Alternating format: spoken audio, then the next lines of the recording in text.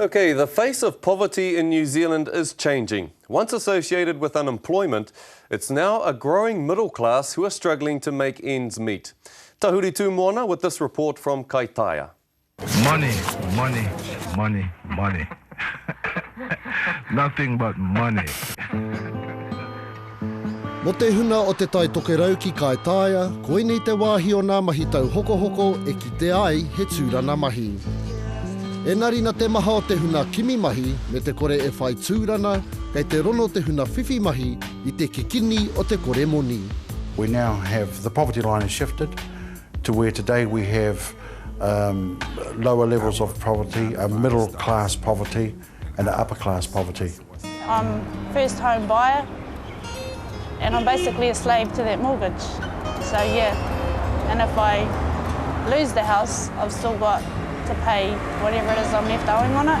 I don't know if you call that poverty, but basically we can't afford to live. I whakatūria te rātona o he Korowai Trust, I nā tau tekau ki muri hei hāpai I te huna kore moni. Kua whai arona anō tēnei kaupapa I tēnei te tau ruamano te kaumātahi. Poverty today is quite different to what it was even 5 years ago. What we have now is a lot of people perceive poverty as a financial problem, and if it was a financial problem, financial problems can be fixed, but poverty today has a multitude of faces in terms of health, housing, justice, employment, relationships, and there are different levels of poverty now. I nā tau tata nei, kua huri te aro o he korowai ki te awhi I nā whānau e raru nei o rātau whare. He kaupapa e kaha ki te ana e nā whānau o te tai tokerau. We have 42 mortgagee sales right here, right now. We've got another 25 files ready to, mortgagee sales ready to start sometime mid next week. 2 new mortgagee sales that walked in the door today. Kua urua Michelle Rawako Nathan ki te raru mo te moni. Aha koa kei te whiwhi mahi tūturu a Michelle hei nehi, me Nathan ki nā kirimana tope rākau.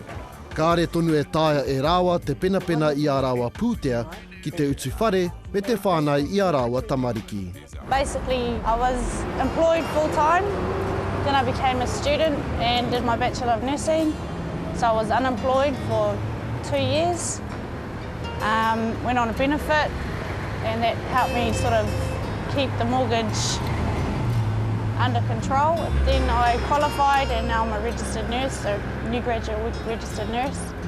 And it seems as though everything else has kind of come toppled back on top of me. And basically I have been paying my mortgage but not paying the rates because I can't afford to kind of pay both. None of the banks will touch anyone who's gone into mortgagee arrears.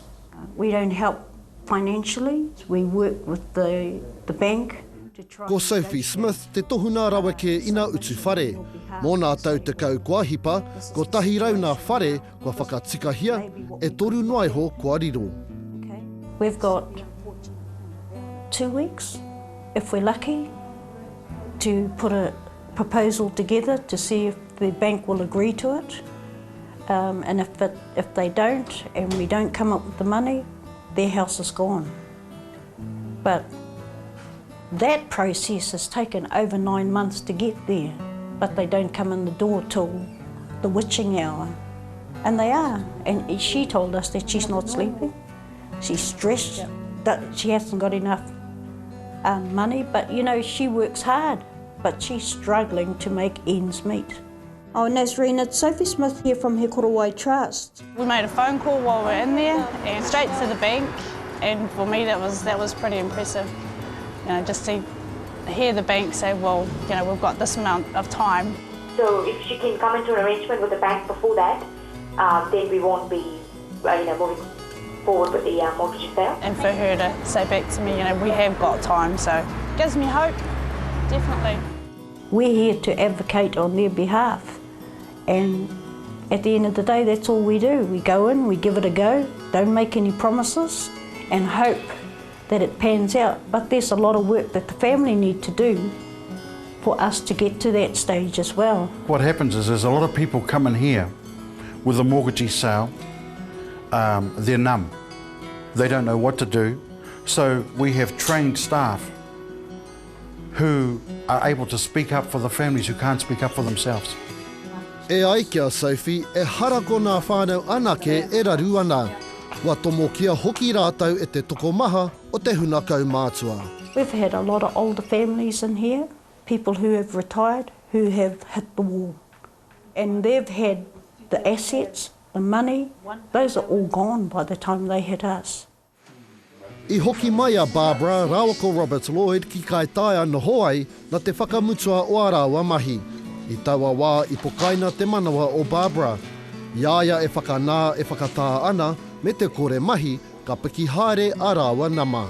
I asked my doctor if I could go back to work early. You know, he was reluctant, but he could see I was serious, and at that point I guess I was really thinking about my finances there, but they had really blown out of proportion, so to speak, because we just had no money there to pay all the bills. Nā te kore tonu i te whiwhi i tētahi mahi motuhake, i whakaroa Barbara ki te hoki ki te kura.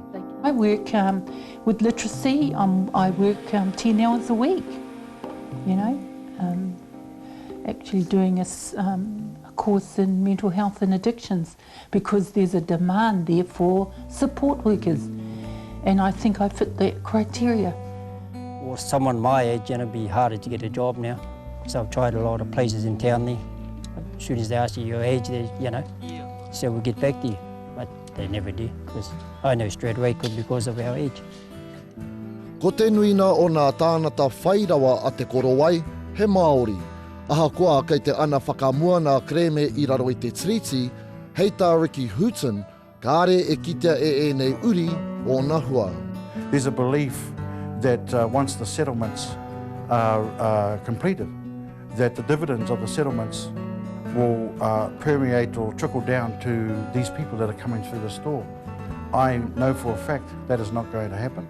I know for a fact that the iwi's stance on everything is that the government is still liable to look after the social needs of the people.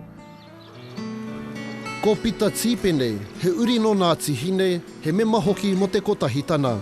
Ko rātou tētahi o nā rōpū tokorua o te hiku, e tono ana kia tohua ko rātou, hei mānai whakawhiti kōrero mō nā kreme o te tai tokerau. For me, a cash settlement is just not going to do it. Like I said, it's going to make an organisation asset rich, and the people, nothing really is going to change for people on the ground. What we have to do is have a framework where all of our individual whānau and hapu can build their own future, and those are the building blocks that people like me really want to focus on. The government and the iwi groups could throw as much money as they want at the issues up here in the far north, and all the money you throw at it will not fix it. The solutions for these families are not going to come out of a hole in the wall in the middle of Kaitaia, and they're not going to come out of Wellington, but nor should they. We are going to have to lever off our own skill and resource to fix what we need to do with these families.